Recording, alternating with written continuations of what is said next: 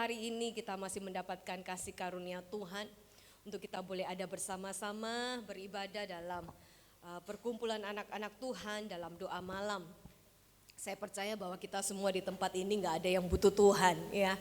Kita semua butuh Tuhan karena kita tahu hari-hari ini hari yang sulit, hari yang mencekam, hari yang membuat banyak orang merasa takut, khawatir, was-was, kecut hatinya dan sebagainya.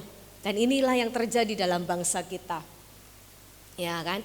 Dan itu pun juga dialami kami, khususnya guru-guru yang Tuhan percayakan untuk mengajar di benih kasih seperti itu, ya. Dengan adanya demikian membuat banyak orang akhirnya menarik diri anaknya yang khususnya anak 2 tahun seperti itu. Dari 18 murid baru hanya tinggal 10 orang saja seperti itu. Jadi ya itu membuat kami harus kerja ekstra, kerja yang istilahnya sudah nggak mikir waktu ya. Dalam 1 minggu ini kami harus bekerja ekstra sampai membuat film, membuat sesuatu hal yang bisa menarik anak-anak itu sehingga membuat orang tua itu ketika dia membayar itu tidak rugi seperti itu. Oh ternyata walaupun lewat online ada videonya, ada filmnya. Jadi ya kami kemarin sampai jam 9 syuting seperti itu. Sampai hari ini tadi selesai 6:30 juga ya. Itulah yang dikerjakan oleh orang-orang supaya bertahan hidup, supaya mereka bisa mengatasi keadaan ini. Apapun kesulitannya mereka berusaha supaya bisa eksis seperti itu. Karena inilah akhir zaman dan inilah zaman kesukaran. Tapi satu hal yang kita banggakan bahwa kita punya Tuhan yang tetap menyertai kita sampai hari ini. Amin. Kesulitan apapun di depan kita boleh saja datang, boleh saja kita lalui, boleh saja itu menimpa kita. Tapi buat orang-orang yang percaya kepada Tuhan, tidak dia tinggalkan. Haleluya ya. Ketika saya tadi berangkat ke sekolah, selesai belajar online jam 11:30, saya berangkat jam 12 menuju sekolah. Dalam perjalanan Tuhan hanya memberi satu tema seperti ini. Dia izinkan tapi dia tidak lepaskan. Dia izinkan tapi dia tidak lepaskan. Apa ini Tuhan, saya bertanya-tanya. Engkau mengizinkan tapi engkau tidak lepaskan. Nah, ternyata Tuhan boleh membukakan, menyingkapkan kebenaran-kebenaran firman yang kita dengar mulai dari hari Minggu tentang Ayub ya, tentang Yunus seperti itu. Oh, ternyata dia izinkan segala sesuatu terjadi, ya, tapi dia punya maksud dan rencana yang indah di situ. Ketika Tuhan itu bangga kepada Ayub yang kita dengar ya, datanglah oknum ini, dia bolos, yaitu iblis. Ya berkata kepada Tuhan, coba angkat pagarmu, pasti dia akan mengutuki engkau. Tuhan mengizinkan kepada dia bolos itu, silakan engkau ganggu dia. Tapi nyawanya jangan. Membuktikan bahwa Allah itu dia sayang kepada kita, lebih berharga nyawa atau jiwa kita daripada segala harta yang lain. Oke, iblis diberi kesempatan itu, dia ambil ya kan. Kesusahan terjadi, kematian terjadi, sakit penyakit terjadi, semua dialami oleh Ayub. Tapi yang saya bangga kepada Tuhan, apapun boleh diambil, dirampas, dirusak semuanya, tapi Allah tidak pernah melepaskan Ayub. Ketika saya ngomong sama Hengki, jadi begini ya Heng, walaupun dia sampai diberi sakit seperti itu, kalau belum mati ya belum mati. Kenapa? Karena Tuhan masih memegang nyawanya. Demikian juga dengan kita. Walaupun masalah kesulitan apapun yang terjadi, gelombang-gelombang badai di depan kita boleh menghimpit kita. Tapi kalau Tuhan masih memegang kita, dia gak akan lepaskan kita. Gak akan mati, gak akan dibiarkan tergeletak. Itulah Allah kita. Bangga ya punya dia. Kita buka dalam Matius pasal yang ke-8. Haleluya. Matius pasal yang ke-8. Ayat ini sudah tidak asing lagi. Kita sudah banyak mendengar, kita sudah banyak membaca seperti itu. Ya. Matius 8 ayat yang ke-23 sampai yang ke-27. Oke. Mari Bapak Ibu kita akan baca bersama-sama Matius pasal yang ke-8 ayat yang ke-23 sampai yang ke-27. Saya hitung 1, 2, 3. Angin ribut diredahkan. Lalu Yesus naik ke dalam perahu dan murid-muridnya pun mengikutinya. Sekonyong-konyong mengamuklah angin ribut di danau itu, sehingga perahu itu ditembus gelombang. Tetapi Yesus tidur. Maka datanglah murid-muridnya membangunkan dia, katanya, "Tuhan, tolonglah, kita binasa." Ia berkata kepada mereka, "Mengapa kamu takut? Mengapa kamu kurang percaya?" Lalu bangunlah Yesus menghardik angin itu dan danau itu. Maka danau itu menjadi apa? Teduh sekali. Dan heranlah murid-murid itu, katanya, "Orang apakah dia ini? Sehingga angin dan danau pun taat kepadanya." Yang saya dapat berkat dari ayat ini adalah bahwa mulai dari kejadian Matius ya diceritakan di situ, Yesus sebelum dia memasuki area pelayanan, waktu-waktu melayani, dia dibaptis. Dan dia dibaptis, dia dipenuhi Roh Kudus. Di dalam Matius pasal yang keempat dikatakan bahwa setelah dia dibaptis, Roh membawa dia ke padang gurun untuk apa? Dicobai. Dan ada 3 hal dia dicobai. Dia berpuasa 40 hari 40 malam, dicobai oleh setan. Apa? Batu suruh jadi roti. Yang kedua, dibawa lagi untuk naik ke bait Allah, disuruh terjunkan dirinya. Yang ketiga, disuruh menyembah kepada iblis. Maka semua harta dunia itu diberikan. Iblis tahu bahwa mungkin Yesus ini lapar, jadi inilah waktu-waktunya untuk dia dicobai dan pasti dia bisa kalah. Tapi luar biasanya karena dia Yesus orang yang diurapi, dia 100% Allah dan dia juga manusia saat itu 100%. Dia juga mengalami ujian dan cobaan. Tapi dia menang, dia bisa mengusir iblis, dia bisa mengenyahkan iblis dan dia menolak segala tawaran iblis itu. Dia tidak mau ikut dalam permainan iblis. Dia bilang, "Enyahlah engkau. Pergilah engkau, sebab ada tertulis hanya kepada Tuhan Allah saja engkau harus menyembah."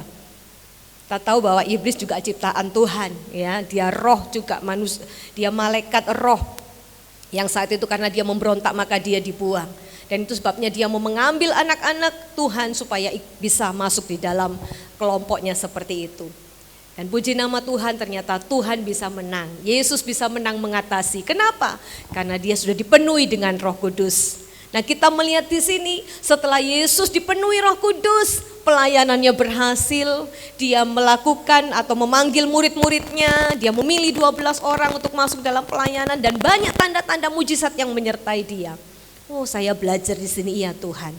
Bahkan di sini ketika dia memilih murid-muridnya untuk ikut pelayanannya, terjadi juga badai. Saya ingat khotbahnya Alek waktu itu, Yesus itu pergi ke Gadara tuh hanya untuk 1 orang saja.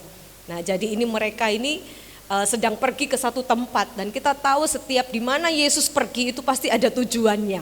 Ya kan? Kalau video yang saya lihat Bapak Gembala kirim, dia pergi ke rumah Ibu Foni, ya pasti ada tujuannya. Mungkin beliau pergi kepada notaris, pasti ada tujuannya di situ ya. Pergi ke pacet pasti ada tujuannya. Bukan hanya menghabiskan waktu seperti itu ya, tapi ada tujuannya. Dan setiap Yesus pergi melangkah dimanapun pasti ada tujuannya. Dia pergi naik perahu, murid-muridnya ikut.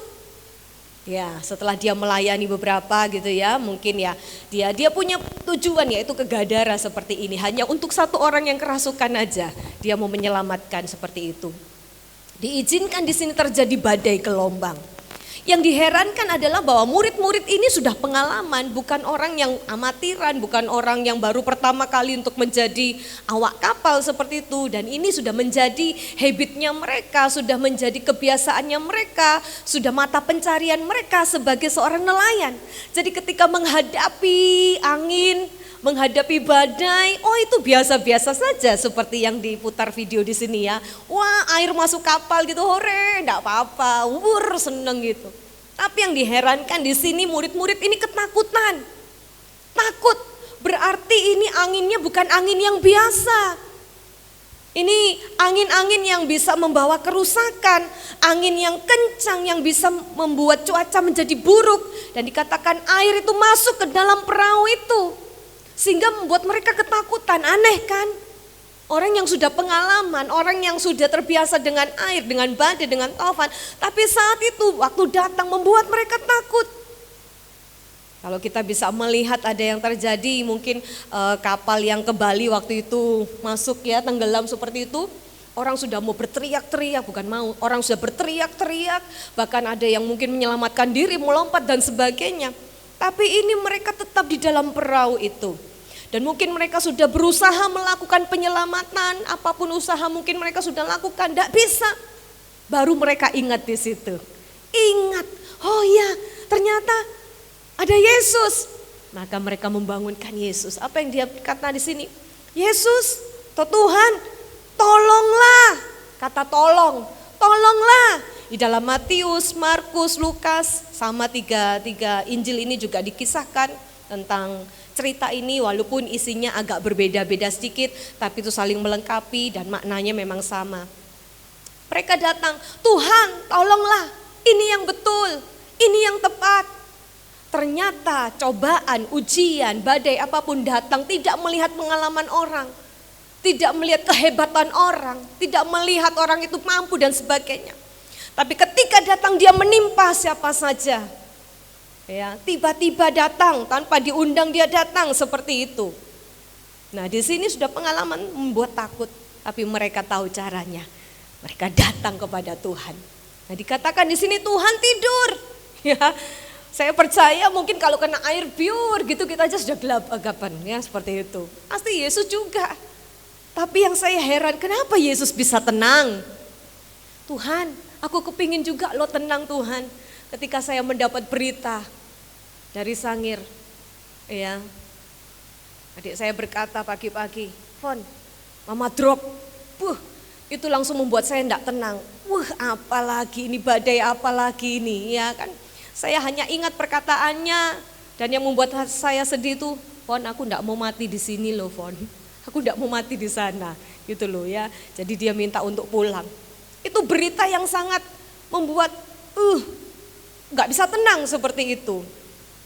Kemudian saya berkata kepada adik saya, sudah kamu atasi gini bla bla bla bla sebagainya. Intinya mereka nggak bisa pergi.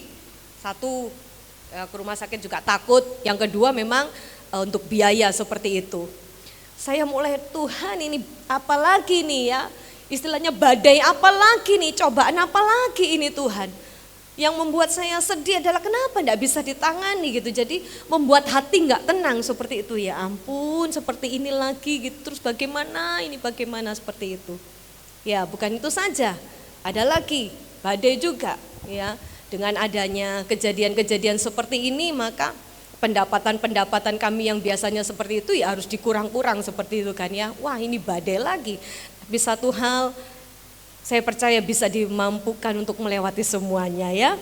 Tuhan menolong membuka jalan sehingga semua bisa diatasi dan beritanya mulai baik yang saya dengar, puji Tuhan seperti itu ya. Setelah lewat satu lagi datang badai lagi. Wah berita lagi yang membuat gak tenang seperti itu. Ternyata tuan rumah harus mengusir mereka, rumahnya mau dipakai sama anak-anaknya dan sebagainya. Aduh, mikir lagi gitu ya. Ini badai-badai yang membuat enggak tenang. Tapi yang saya lihat di sini Yesus tuh tenang menghadapi ini. Gimana caranya ya bisa tenang? Apalagi murid-muridnya yang sudah mengikut Yesus, murid-muridnya yang sudah melihat perbuatan-perbuatan ajaib yang dilakukan oleh Yesus, mengalami ketakutan. Ada apa seperti ini? Tuhan, ini firman juga buat saya, Tuhan kami ini juga pengikutmu, kami yang melayani engkau dan sebagainya ya, kita anak-anaknya juga. Tapi ternyata badai itu bisa aja menimpa kita gitu loh. Kan saat menimpa kita ketakutan lebih dulu, kecemasan lebih dulu, rasa gak tenang, itu manusiawi ada dalam hidup kita. Nah seperti itu ya. Jadi apa yang membuat Yesus bisa tenang sehingga Yesus menegur ini semua murid-muridnya gitu. Kenapa kamu takut? Itu berarti kamu kurang percaya. Seperti itu. Dan saya juga ditemplak oleh firman Tuhan ketika perjamuan kudus minggu pertama itu. Tuhan hanya bilang gini, kalau kamu takut, kamu khawatir, itu kamu meragukan kuasaku. Wah, saya bisa nangis di situ. Tuhan, Tuhan, ampun Tuhan. Selama ini melayani, selama ini melihat keajaiban pertolongan-pertolongan Tuhan. Tapi ketika menghadapi badai itu lemah. Dan saya percaya inilah kita melawan penguasa-penguasa di udara, roh yang gak kelihatan, yang mengintimidasi kita. Terkadang kita nih gampang sekali bisa terintimidasi dan takut seperti itu. Khawatir seperti itu. Kita melayani, kita memuji Tuhan, kita ibadah yang setiap minggu. Bagaimana dengan yang tidak beribadah? Bagaimana yang tidak mendengar firman dengan sungguh-sungguh? Wah, itu bisa lebih parah lagi. Karena apa? Roh itu mencekam kita, membuat ketakutan, mengintimidasi seperti itu. Ayo kamu sakit lagi, ayo kamu ini pekerjaanmu, ayo kamu kekurangan ini, ayo kamu orang tuamu gini, ayo anak-anakmu gini. Aduh, itu kalau kita nggak kuat di dalam Tuhan, roh itu membuat kita takut, roh itu membuat kita gemetar, roh itu nggak bisa membuat kita nggak bisa berdiri rasa-rasanya. Kita perlu Tuhan. Itu sebabnya kita bersyukur punya gembala yang selalu kontrol telepon ya seperti itu, ngajak ketawa, ngajak bicara. Saya bisa bersukacita kembali. Kita butuh orang-orang di sekitar kita yang menguatkan. Kita butuh orang-orang di sekitar kita yang bisa membangun, bukan menjatuhkan, bukan melemahkan. Yang bisa mendoakan kita.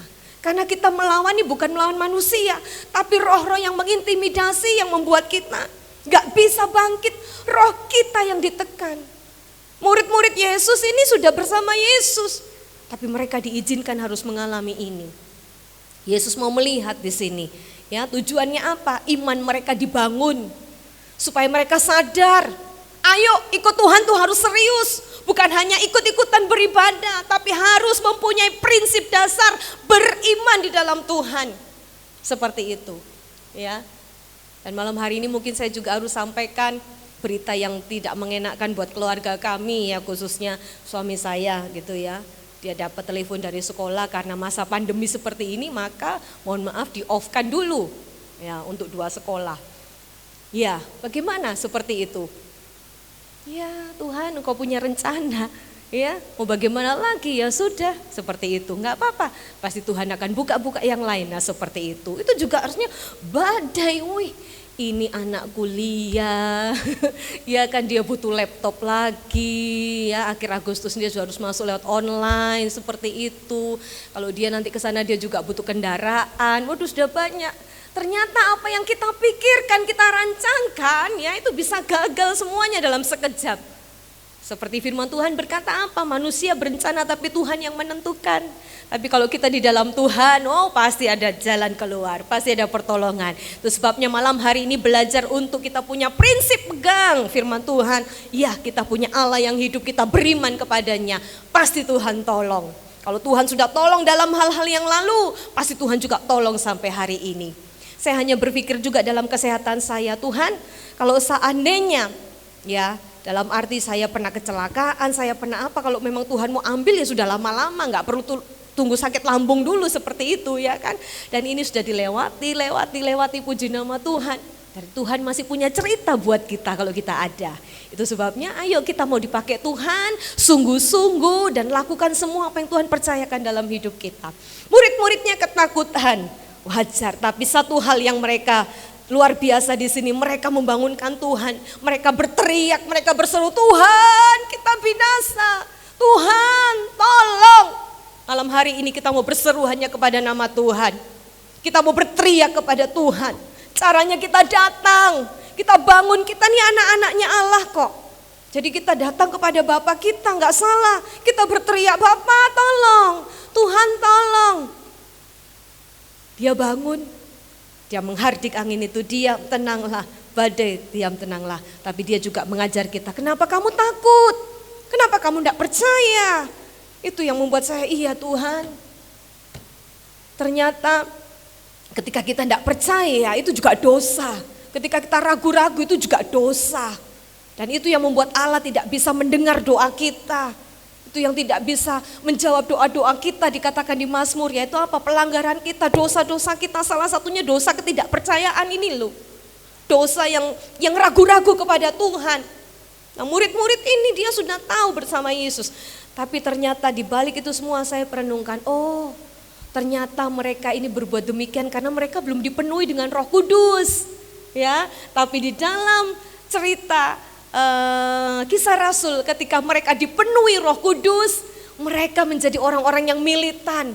Bahkan Paulus sendiri berkata apa? Hidup adalah untuk Tuhan, mati adalah keuntungan. Wih, kayak gitu.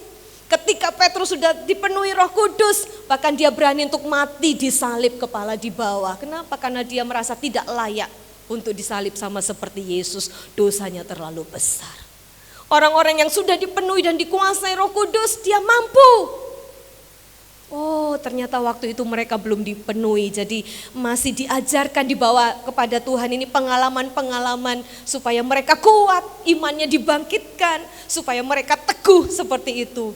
Iya Tuhan, ternyata memang Tuhan sedang mendidik kita untuk kuat iman kita, untuk percaya penuh kepada Tuhan.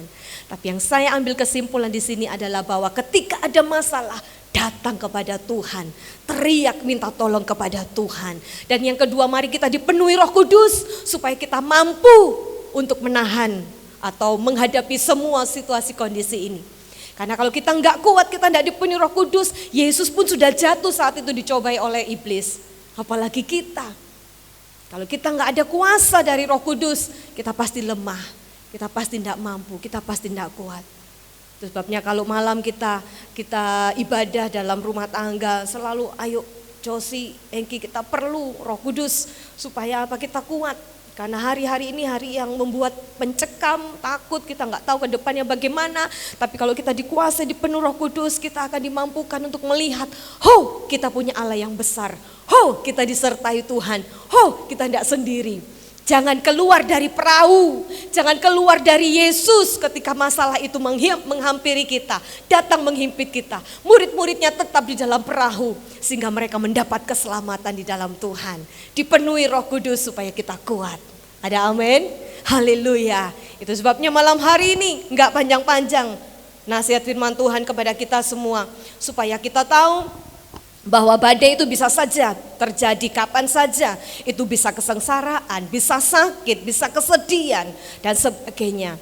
Ya, tapi Ayub berkata, ya, ketika dia sudah minta ampun, doa pengampunan seperti itu, Tuhan memulihkan semuanya. Bahkan dia berkata bahwa Tuhan itu sanggup melakukan segala sesuatu karena bagi Tuhan tidak ada yang mustahil. Tadi saya ingat, khotbah Pak Herman itu, benar ya, ini benar. Terus apalagi bahwa Tuhan itu dia juga turut bekerja, jadi dia izinkan semua terjadi, tapi dia tidak lepaskan kita. Itu loh, ya. Jadi nyawa kita, jiwa kita ini lebih berharga. Karena Tuhan juga bilang, untuk apa kita memiliki semuanya, tapi engkau kehilangan nyawamu. Nah, jadi Tuhan, ada lagu pujian. Sekalipun dagingku dan nenekku habis lenyap. Ya, sakit mungkin tubuh kita rasanya sudah lemah dan sebagainya, tapi kita mau berkata bahwa Tuhan adalah gunung batu kita, Tuhan keselamatan kita, ya. Jadi mari kita bangun iman kita. Caranya bagaimana iman bisa terbangun? Yaitu mendengar firman Tuhan. Roma 10 ayat 17 dikatakan iman timbul dari pendengaran, karena pendengaran akan firman Allah. Itu sebabnya banyak-banyak kita mendengar firman, banyak-banyak kita baca firman, dan bukan aja baca, tapi kita praktek, imani, dan itu perkatakan, itu akan hidup di dalam hidup kita. Kita dipenuhi Roh Kudus, kita akan kuat. Yesus juga penuh dengan firman, sehingga dia menjawab iblis, ada tertulis firman yang dia sampaikan. Jadi kalau kita menghadapi segala sesuatu, kita bilang bahwa pencobaan-pencobaan ini boleh datang tapi tidak melebihi kekuatanku. Itu perkataan iman. Ketika gelombang badai datang menghimpit kita, kita bisa katakan bahwa Allah turut bekerja untuk mendatangkan kebaikan. Nah, keluar semua firman, kita harus hidupi. Dari mana itu timbul? Karena kita mendengar firman Tuhan, ya. Sering-sering dan lebih serius lagi, sungguh-sungguh lagi. Nah, di sini kita mau baca di dalam Matius 14 ayat yang ke-27. Haleluya. Ini satu perkataan Tuhan yang luar biasa. Matius 14 ayat yang ke-27.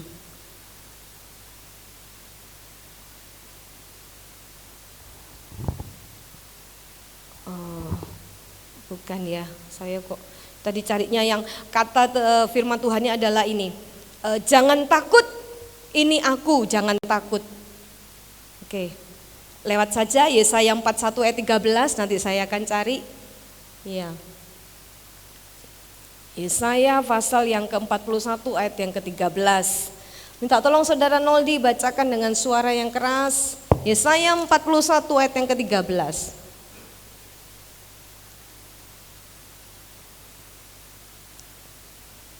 Jangan sesungguhnya aku melihat engkau.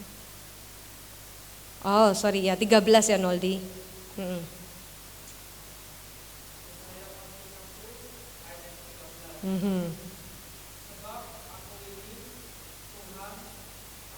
Amin.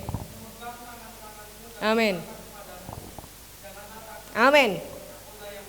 Amin ya. Badai boleh datang, gelombang boleh datang, tapi Tuhan bilang, "Hei, jangan takut. Aku yang menolong engkau." Satu penghiburan yang luar biasa dari Tuhan ya. Asal kita jangan keluar dari perahu itu, kita tetap di dalam Tuhan dan kita berseru kepada nama Tuhan. Kita minta tolong kepada Dia dan hidup kita harus dipenuhi dengan Roh Kudus supaya kita bisa kuat.